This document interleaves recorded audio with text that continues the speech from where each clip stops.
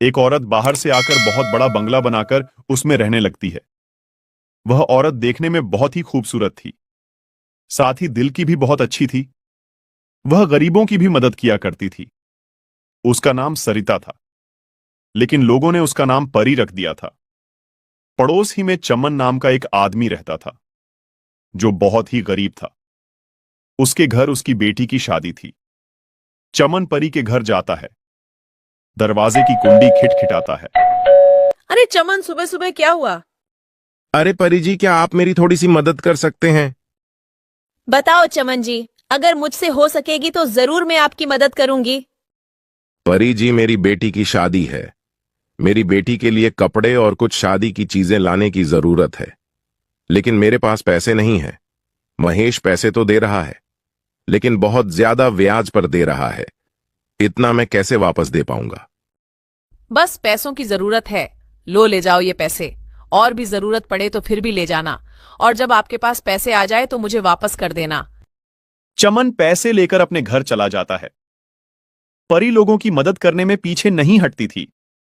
लोगों की भरपूर मदद किया करती थी, लेकिन एक बात में वह मदद नहीं कर पा रही थी।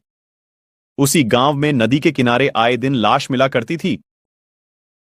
अरे ये हो क्या रहा है? हर 2 दिन पर हमें यहाँ से लाश मिलती है। हमें इसका जल्दी पता लगाना होगा। सारे लोग जमा होते हैं। थोड़ी देर बाद सारे लोग चले जाते हैं। फिर अगली रात एक आदमी सड़क से गुजरता है।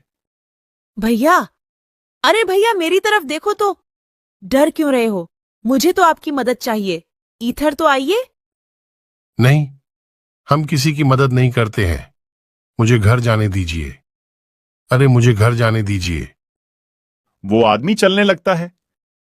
एक बार तो मेरी तरफ देखिए, शायद आपका इरादा बदल जाए। नहीं, हमको नहीं देखना। हमको माफ कीजिए, मुझे जाने दो। मैंने कहा ना मेरी तरफ देखिए, समझ नहीं आता? जैसे ही वो देखता है, वो मर जाता है। हाँ हाँ हाँ हाँ, कब की रट लगा रहा था। अब तो तेरी लाश घर जाएगी।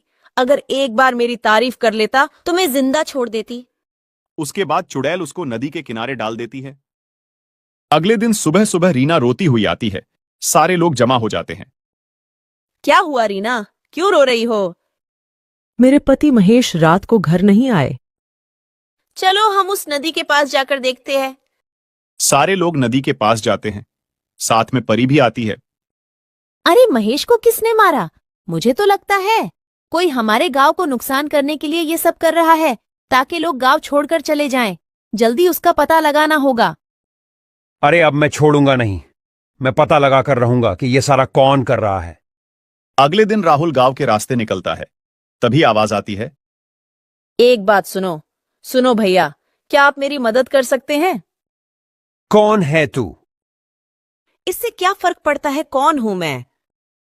अच्छा, तुम ही हो जो लोगों को मार डालती हो। हाँ हाँ हाँ, मैं ही हूं जो लोगों को मार रही हूं।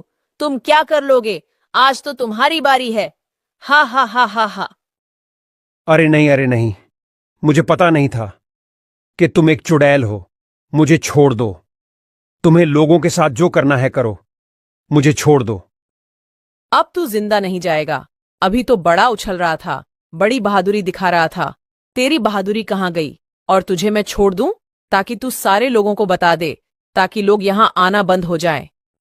अरे नहीं, मैं किसी को नहीं बताऊंगा। किसी के सामने मुंह भी नहीं खोलूंगा कि लोगों को चुड़ैल मार रही है। बस मुझे जाने दो। चुड़ैल उसको भी मार डालती है और नदी के किनारे जाकर डाल देती है। सुबह जब लोग नदी के किनारे पर जाते हैं तो देखते हैं। अरे ऊपर वाले, इसने तो राहुल को भी मार डाला। क्या जरूरत थी अकेले जाने की? क्या हीरो बनने गए थे? कुछ तो करना होगा। अगर रोज रोज इस तरह चलता रहा तो पूरा गांव खाली हो जाएगा। हमें जल्दी से उसी पर निर्णय लेना होगा। हाँ, मेरी तो राय है कि सारे गांव वालों को जमा किया जाए। उसके बाद सारे गांव वालों को जमा किया जाता है।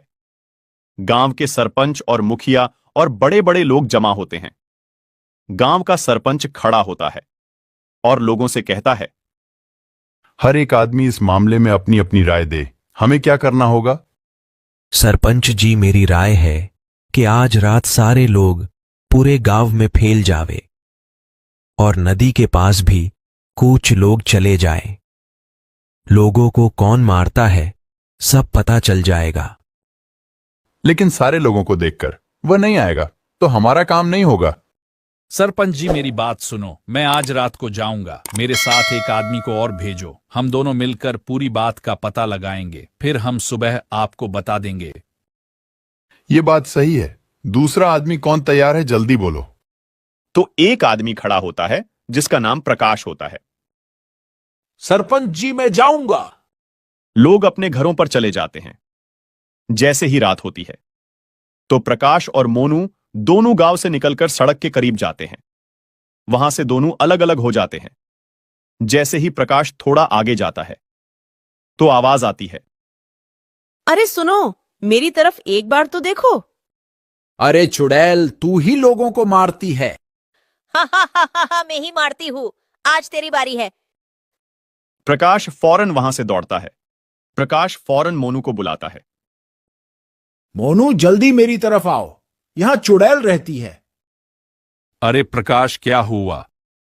अरे भाई देखो उधर दूर, जो अभी औरत नजर आती है वही चुड़ैल बनकर आई थी। चलो उधर जाकर देखते हैं। जैसे ही वह दोनों चुपके से देखते हैं तो प्रकाश कहता है, अरे ये तो परी है, परी। ये दोनों आदमी भागकर गांव आ जाते हैं। फिर वह दोनों अपने अपने घर चले जाते हैं। जैसे ही सुबह होती है वह दोनों सरपंच के पास जाते हैं। फिर सारी बात सरपंच को बताते हैं। फिर सरपंच गांव के कई लोगों को लेकर परी के घर जाते हैं। सारे लोग और सरपंच परी के घर जाकर दरवाजा खिटखिटाते हैं। परी बाहर नहीं आती। सारे लोग आपस में एक दूसरे से कहने लगते हैं, लगता है परी को पता चल गया है, अब बाहर नहीं आएगी। उसमें से एक आदमी कहता है, मुझे तो लगता है परी भाग गई होगी। सारे लोग शोर करने लगते हैं, जिसकी आवाज सुनकर परी घर का दरवाजा खोलकर बाहर आती है। अरे सारे गांव वाले मेरे घर क्यों आए हो? क्या हुआ है? कोई जरूरत है क्या? नहीं नहीं, हमें यह खबर पहुंची है, आप ही रात को चुड़ैल बनकर लोगों को मारती हो। अरे ऐसा कौन कहता है कि मैं रात को चुड़ैल बनकर लोगों को मारती हूँ? सुनिए परी जी, कल रात मोनू और प्रकाश दोनों गांव के बाहर सड़क पर जा रहे थे। जब दोनों अलग हो गए तब प्रकाश के सामने चुड़ैल बनकर क्या कह रही थी। हाँ हाँ, मैं ही चुड़ैल थी, क्या कर लोगे? अरे परी, आप ऐसा रात में क्यों करती हो? उसकी क्या वजह है? सरपंच जी जरा सुनिए, जब मेरा पति चोरी करते हुए पकड़ा गया था उसी वक्त गांव वालों ने मिलकर उसको मार दिया था। उस वक्त मैं प्रेग्नेंट थी। मेरे पति के मर जाने के बाद मैंने आत्महत्या कर दी थी। तब से मेरी आरती चुड़ैल बंद कर भटक रही है। मैं किसी को नहीं छोड़ूंगी, सारे गांव वालों से बदला लेकर रहूंगी। तभी परी चुड़ैल बन जाती है। तभी सरपंच के पास दो आदमी आकर कहते हैं, सरपंच, हम तांत्रिक को लेकर आते हैं, वो चुड़ैल को अपने कब्जे में कर देगा। वो दोनों तांत्रिक के पास जाते हैं और तांत्रिक को सारी बात बताते हैं। तांत्रिक उन दोनों के साथ आता है। तांत्रिक चुड़ैल से कहता है, गांव वालों को परेशान करना बंद कर दे।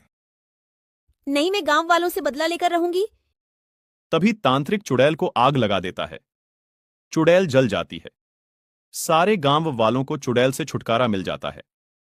सारे गांव वाले तांत्रिक का शुक्रिया अदा करते हैं। गांव वाले तांत्रिक को बहुत सारी चीजें गिफ्ट करते हैं।